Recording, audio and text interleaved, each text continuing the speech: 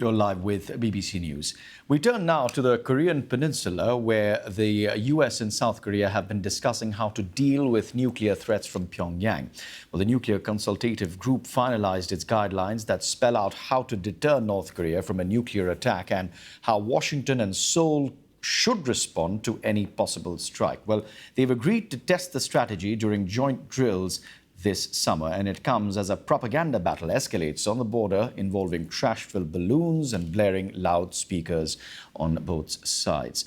Well, for more, let's speak to Sue Thompson, Associate Professor at the National Security College for the Australian National University. Thank you very much for your time here on Newsday. Well, South Korea and the US working on that joint strategy. What, in your opinion, have been the highlights for you so far from the meeting? Highlights, well, the United States has reaffirmed its commitment to support South Korea and support the integration of South Korean defence with United States nuclear capability. What's also quite interesting is that the United States has come out and said in any event of an attack from the North Korea against South Korea, there will be, quote, United States Department of Defense says, quote, there'll be overwhelming and decisive response, which is quite interesting as well. And this, of course, as you said in your lead-in, is coming at a time of increased propaganda tensions between the North and the South. And so it's going to be an interesting summer ahead. Yes, and if I could pick a little bit on the specifics, well, joint drills focused on nuclear simulations is one aspect of the agreement. There's also talk of deploying nuclear submarines. Would you say there is a possible risk for pushback from Pyongyang, or how is Pyongyang likely to view these developments? I think Pyongyang will view these developments as quite, with concern. I think there is potential of pushback.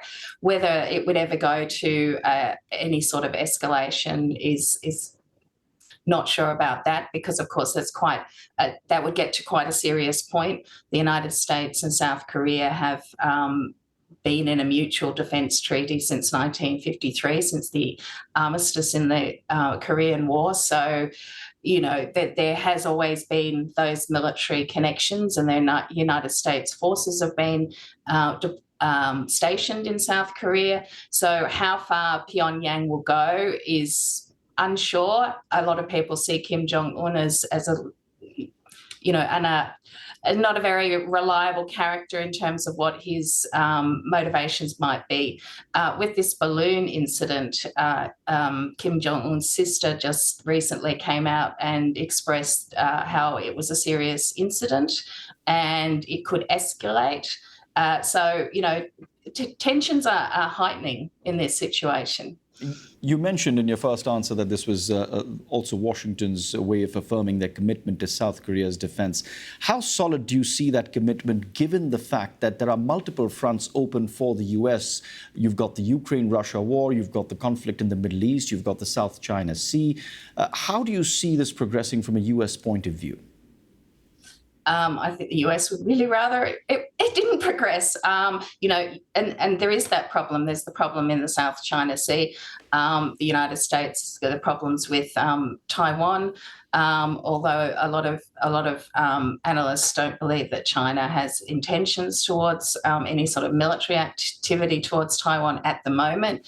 But as you say, there's a lot of these tensions going on globally, and of course the United States is just about to embark on their own presidential election campaign, and anything could happen as the result of those elections in November.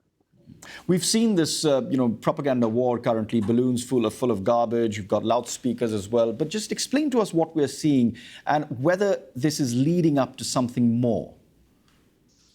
So what's also behind this? So there's been propaganda warfare has been going on between North and South Korea, for decades. And but this recent tensions is of concern because back in 2018, the two sides had a deal to reduce military tensions between them. And just last week, South Korea decided to walk away from that 2018 deal. So that is something that is underlining in the background of all of this as well.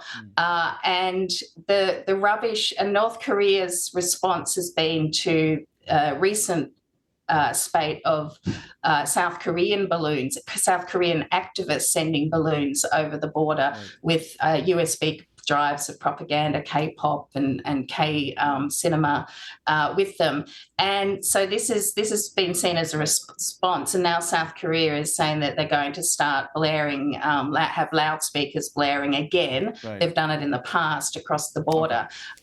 So it is quite a serious All right. escalation. All right. I'm afraid that's all the time we have. Sue Thompson, thank you very much, though, for your thoughts and your views on that developing story.